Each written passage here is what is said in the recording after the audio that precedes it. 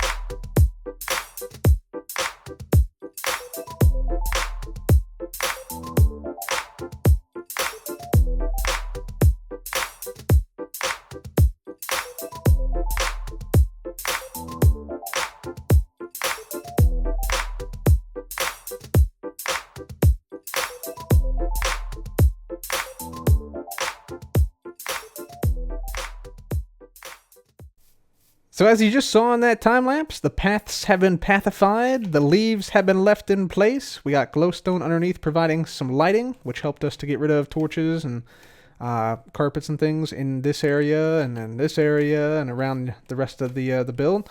We also have cactification that went on, and we also have the twisting vines. They have all been twisted, and they are now standing tall, providing a nice wall for us along the honeycomb wall over here. Speaking of the honeycomb wall, we added this symbol here. This is a beetle with its wings outstretched. So this is like meant to be the main body. These blocks are meant to signify like the feet, and then the wings are like this. So it's sort of like a pixelated version of a winged beetle. And then we have the sun, which is being held up by the beetle, symbolizing, at least in my eyes, the eternal nature of the Egyptian pyramids. So there we have it, folks. There we have it. And yeah, I thought that was necessary because, yeah, number one, the honeycomb actually looks awesome. I don't care who disagrees with me. You're wrong. Honeycomb is an awesome block, especially in masks like this. And I wanted some of that golden glow to shine through, as well as having literal gold there in the beetle. So that's awesome. So yeah, that's our first little decoration. In addition to the cactus and things. The paths are looking good. Still haven't decided where this one's going to go because we're going to have some stuff out here we'll get to in a second. But first, the walls. The walls are next. The walls are blank now. Let's change that. Well, guys, the area is now coming alive a little bit more. You can see we got a little bit of decoration down. We got this stripe of crying obsidian topped with some gold pyramids, which are like making a nice little pattern across the entire top of the region. Then on this wall, we have a depiction of the pharaoh right here, aka myself, holding the scepter of was right there. And then we have a little bit of like a hieroglyphic type thing. This is actually the standard galactic alphabet. And yeah, this actually says cub. So that's C-U-B in the standard galactic alphabet, which I sort of consider the hieroglyphics of Minecraft. And yeah, the standard galactic alphabet is not really utilized very much. It's used like in the enchantment table, and I think that's mostly it.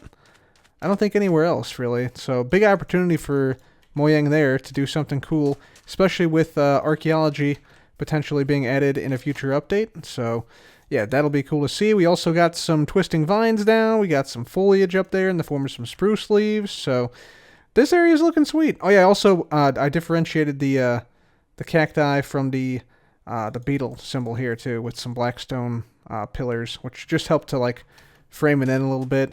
And yeah, it looked a little weird before, so that helps that. But you might notice one thing is missing, and that thing is the scepter. The scepter is missing. I wonder what blocks could go in there.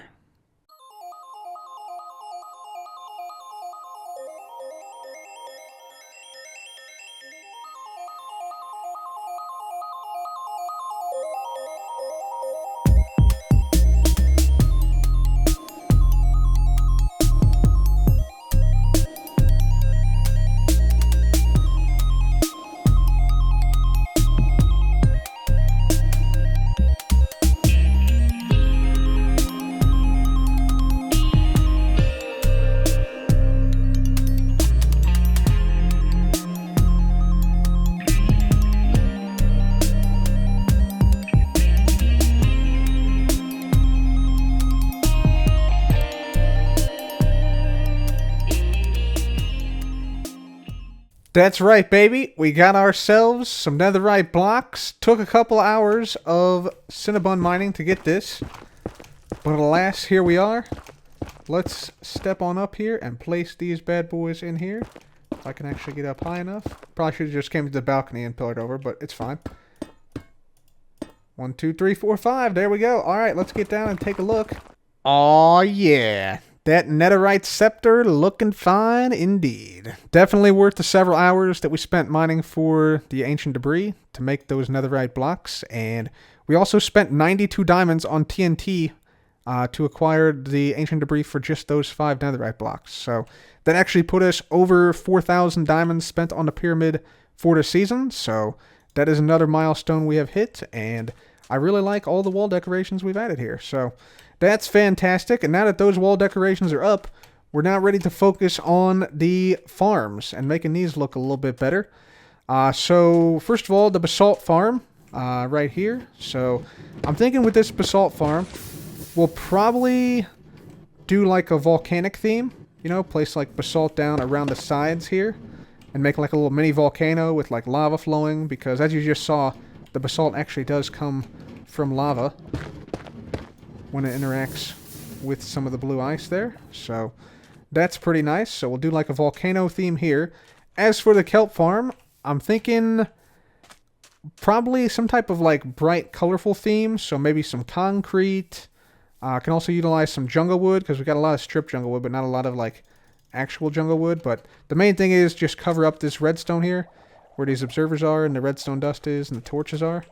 That's sort of the main thing here. So yeah, let's go ahead and get on with this. And once we have this up, we'll take a look at it, and then we'll talk about what we're going to put over here.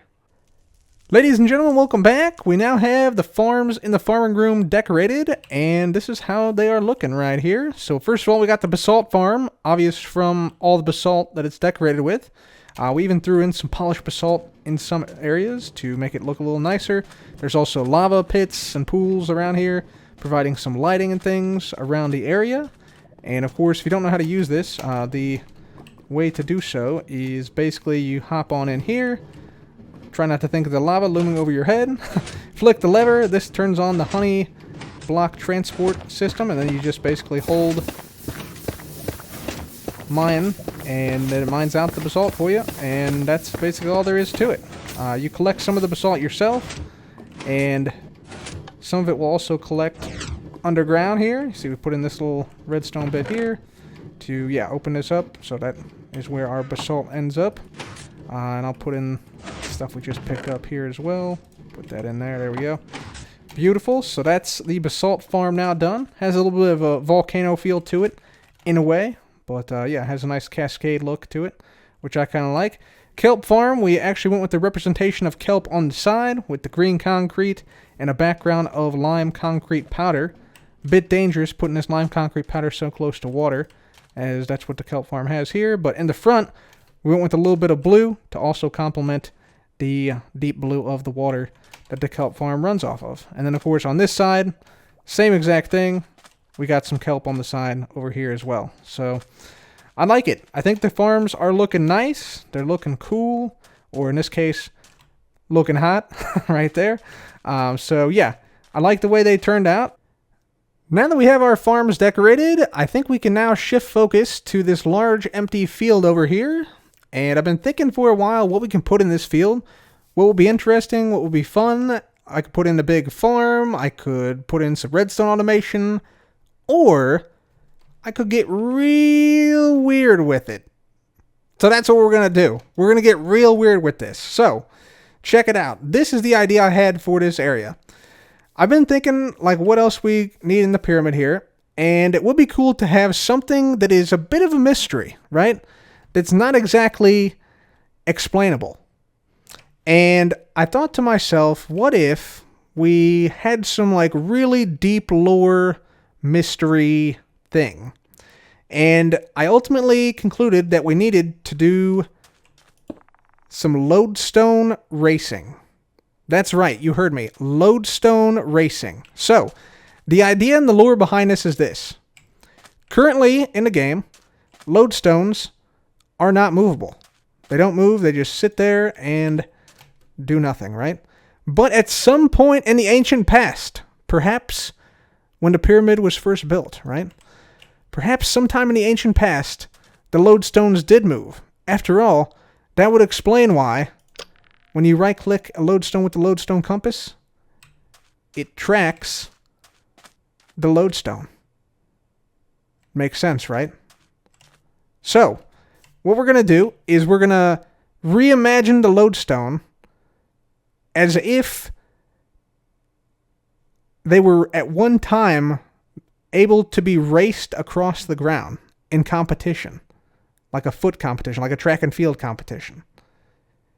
And we'll set it up so that, you know, when the lodestone, quote unquote, moved, You know, maybe it disturbed the earth somehow. So if we get some like dirt out here, perfect. We'll create like a little trail that the lodestone traveled upon. And we're going to have, you know, multiple lodestones. So there'll be like a lodestone here. There'll be like a lodestone here. And they'll have like trails behind them. And yeah, effectively, this will be sort of a relic of the ancient past. It's not necessarily clear how stone moved by itself. Was it the wind? Was it the water? Was it a natural disaster like an earthquake that moved it across the ground? No one really knows. The secrets have been lost to the ancients. But wait, there's more. In addition to the lodestone race, we're also going to set up a enchanted forest. A forest of the ancient past, long since vanished from the rest of the world. We will instead still have it here in the pyramid, because it's a relic of a bygone past. So, how is that going to work? Well, let me show you how I imagine that working. So, we make our way over here. I'm going to show you exactly how.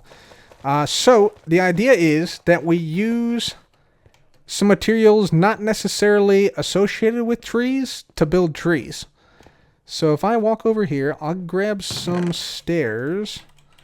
And I'm also going to need some buckets, which we'll get from here. 1, 2. There we go. Beautiful. All right. And we're going to need some coral. So we'll get some fire coral. That's fine. Perfect.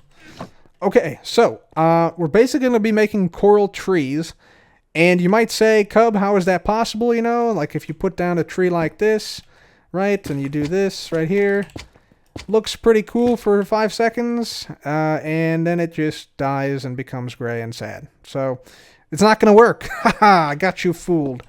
No, but that is not how it's going to work. Instead, what we're going to do is this. So, we're going to have, like, trees like this, right? So, up like this, and then we're going to use stairs to build up something like so. Like this, and then we have to close this in like this. And then we just waterlog the stairs, right? Which does not spill out because, whoops, hang on, you gotta wait for it to get spread to this section. There we go. Very good. And you. Okay, so there's our waterlogged stairs. And now what we can do is take our coral and place it all around the stairs. And as long as the coral is touching the stairs, the coral survives. So in this way, we can create ourselves a nice little coral tree. There we go. Beautiful. Look at that. Isn't that nice? Of course, I think we're going to go with some dark oak wood instead of the jungle wood. And it's going to be a lot bigger and a little bit more grand than this, but you get the idea. So that's the enchanted forest idea to go along with the lodestone races. Sort of a theme of relics of the ancient past, which are still alive and well in the Great Pyramid here. Speaking of relics of the past, though, I have one other idea. Along with the lodestone races, I'd like to potentially have some pens for animals, as if they maybe did some animal races as well. And luckily, right outside of the Great Pyramid, next to the first pyramid we built, or actually this is the second pyramid we built, the second version, we got some animals. So we got some rabbits down here. We got some mushrooms, which we saved from the Mushroom Island. These guys might be the last herd of mushroom cows on the server, by the way. Not exactly sure about that, but yeah, I saved these guys a while back, and yeah, it's time we bring them into the pyramid, I think. And we also have a bunch of llamas wandering the area. So it might be worthwhile to bring some of these llamas in as well. So yeah, that's the idea with that. Bring in some llamas to accompany the lodestone races, as well as the enchanted forest. So let's get to building.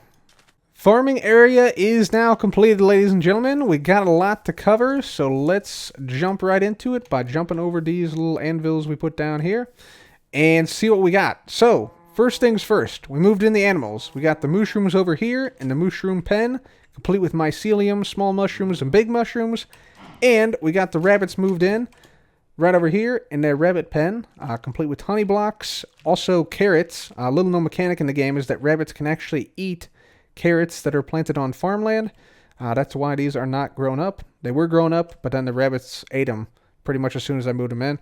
You can see we got rabbits training over here, jumping, frolicking. They're loving it. And yeah, it's a nice little enclosure we got for them. Over here, we have a nice little mini game that I put next to the Lodestone races, which we'll get to in a second. But this little mini game is kind of like an advertisement for Target, and kind of just a fun little like quirky thing I put in. So yeah, you can see this is called Are You the Next Pharaoh?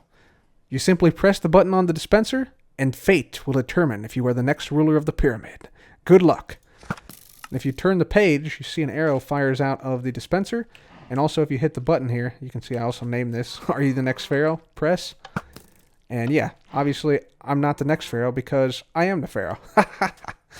But yeah, if you keep on pressing this, basically this is meant to have a very low chance to hit the very center of the target block. And I just thought this would be a cool way to, like, maybe this is how the next Pharaoh was decided in the ancient times, right? Maybe. Let's see if we can keep getting this, and I'll show you what happens. It is pretty low chance of getting it, though. We may be here for a while. You can see the distribution of arrows on the dispenser is not very consistent. Both left and right and up and down.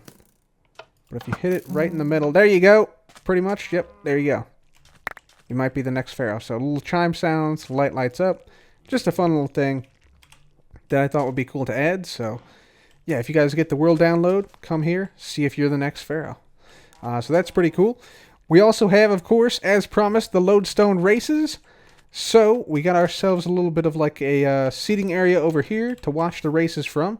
And you can see a Lodestone race froze in progress and has been entombed here ever since. Has been undisturbed ever since. And it looks like orange finished in the lead right here. We also have the Lodestones being tracked, of course, because this is how, when the Lodestones could move in the ancient past, the Lodestones were tracked, basically, by observers here. So that's pretty cool. I like that. As far as the lanes and stuff go, we just went with coarse dirt is basically making up the path of the Lodestone, quote-unquote. Of course, we have buttons in here. Also, I need another button. This one. Yes, this one here. Yes, there we go. Make sure I didn't miss any other buttons around here. There are a lot of buttons. But I think that was the only one that was not in place. Also, if you try to race yourself, you get a little chime here via the tripwire. There you go. That's the starting sound. And if you make it to the end, have a finishing sound as well at the finish line over here. So pretty nice. Of course, they're using the tripwire because it's, you know, ancient technology.